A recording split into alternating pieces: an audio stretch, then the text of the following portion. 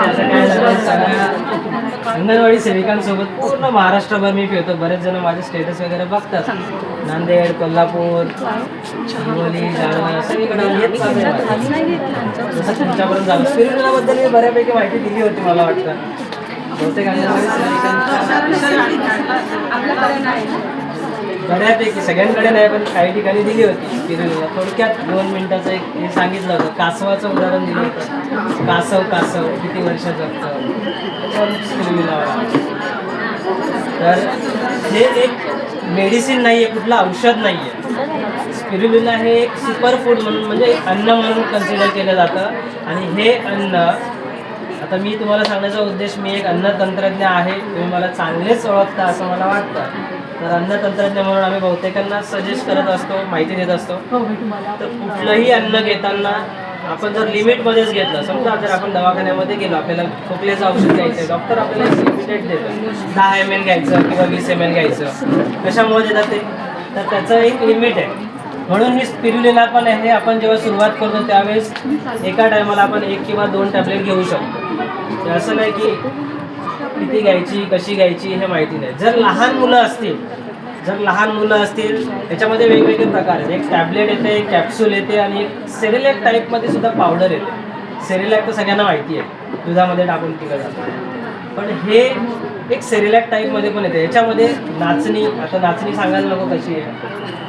नाचणी भाकरी खातो आपण, नाचणीच्या ज्वारी, बाजरी, हेच ह्या स्पिरुलिनाचं जे सेरेलॅक टाईप येतं त्याच्यामध्ये आहे. मग काय खायला पाहिजे. आपली मुलं जर जेवण करत नसतील, सकाळी मॅगी पाहिजे, पिझ्झा पाहिजे, नाहीतर वडापाव शिवाय, शाळेत गेल्यावर वडापाव शिवाय, सकाळी उठल्यावर फक्त त्यांना गरम पाण्यामध्ये थोडं एवढंच अर्धा ग्लास जर गरम पाणी केलं आणि त्याच्यामध्ये जर हे सेरेलॅक टाईप जे आहे स्पिरुलिना ती जर टाकून दिली तर ते खायचेच विचार करणार नाही, वडापाव खाणार नाही किंवा कुठलाही नाश्ता करणार नाही तिकडे शाळेमध्ये गेल्यावर. फक्त हे तुम्ही देऊन बघा. ते देण्याआधी, त्यांना देण्याआधी पहिले तुम्ही खाऊन बघा. आणि मी स्वतः खातो.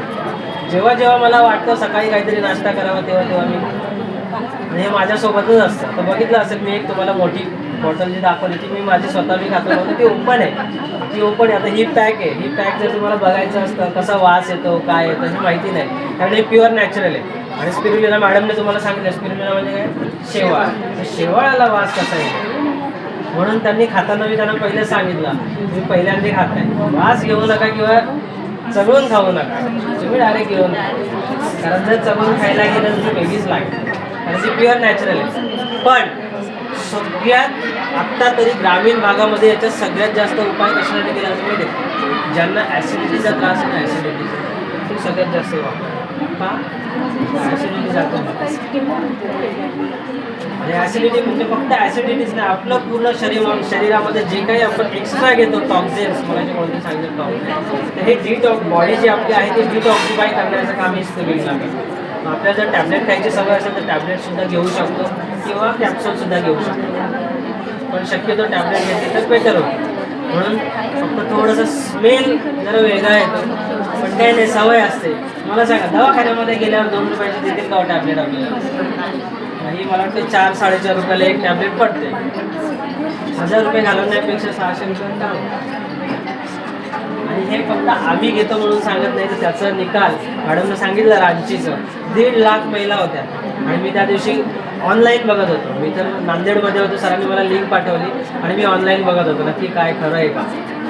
पहिला आपण चेक केल्याशिवाय नाही करायचं, म्हणून तुम्हालाही सांगितलं तुम्ही चेक करून बघा.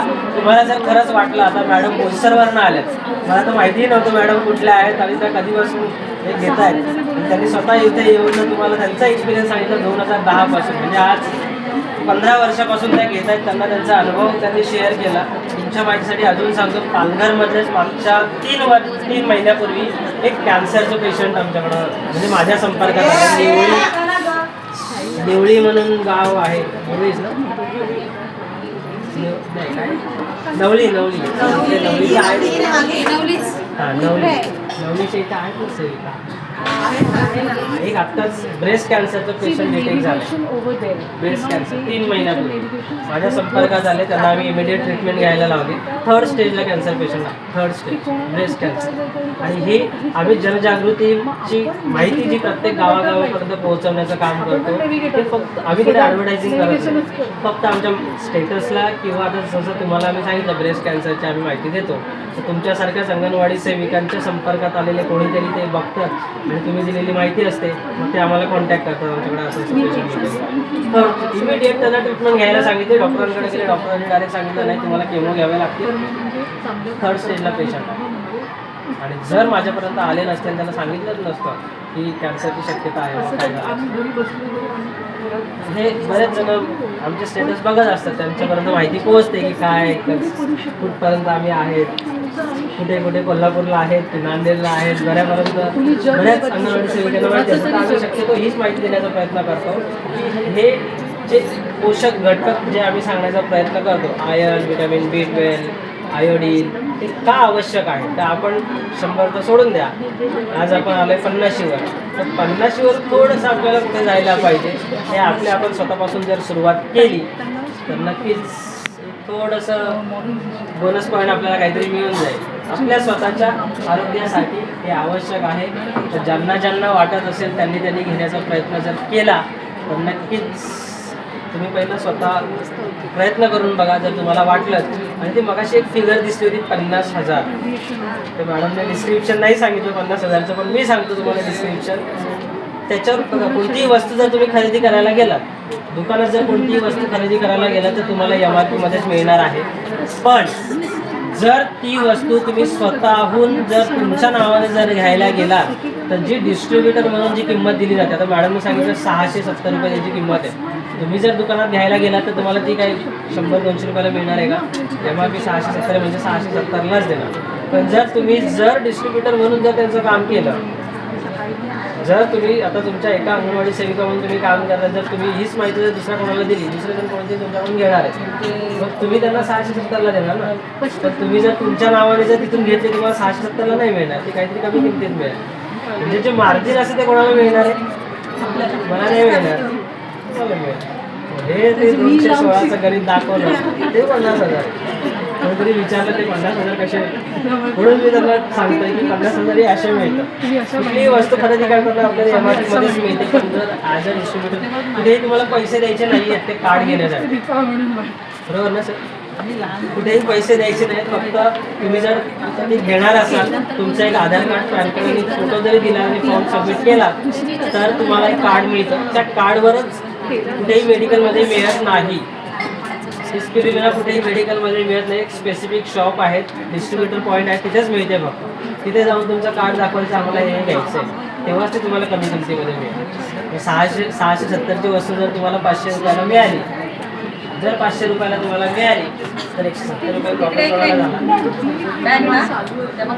पण हे स्पेसिफिक पॉईंटलाच मिळतं. त्याच्यामुळं जर कोणाला व्यवसाय म्हणून जर याच्याकडे बघायचं असेल तर ही सोय आहे तुमच्यासाठी. कळलं सगळ्यांना?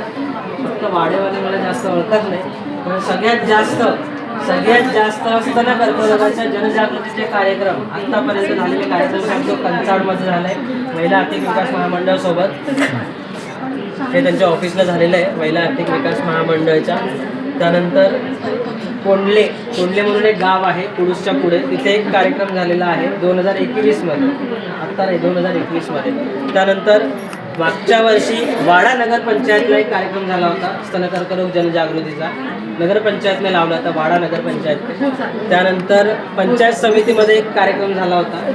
आणि आत्ताच मागच्या महिन्यामध्ये वाटते 4 ऑक्टोबरला खानिवली म्हणून एक गाव आहे, तिथल्या ग्रामपंचायतने आम्हाला सांगितलं होतं. ती ग्रामपंचायत ISO 9001 सर्टिफाईड.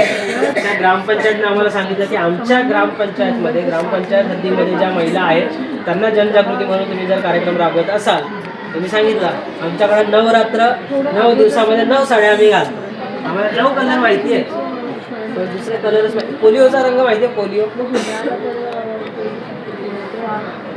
जसं आपलं पोषण महासप्ताह चालतो ऑक्टोबर महिन्यामध्ये, तसंच जगामध्ये जागतिक स्तन कर्करोग जनजागृती अभियान राबवलं जातं ऑक्टोबर महिन्यामध्ये. म्हणून ऑक्टोबर महिन्याला गुलाबी महिना, आणि गुलाबी महिन्यामध्ये आम्ही गुलाबी रंगाची रिबीन लावून फिरतो. तर गुलाबी महिना म्हणून आम्ही तो महिना सेलिब्रेट करतो आणि त्याच्यामध्ये स्तन कर्करोग जनजागृती करतो. पूर्ण महाराष्ट्रामध्ये आमचे हे जनजागृतीचे कार्यक्रम चालू आहेत. सगळीकडे वाढायला दिसेल, तर मी वाढायचं आहे म्हणून वाढायचं जास्तीत जास्त हे करतो.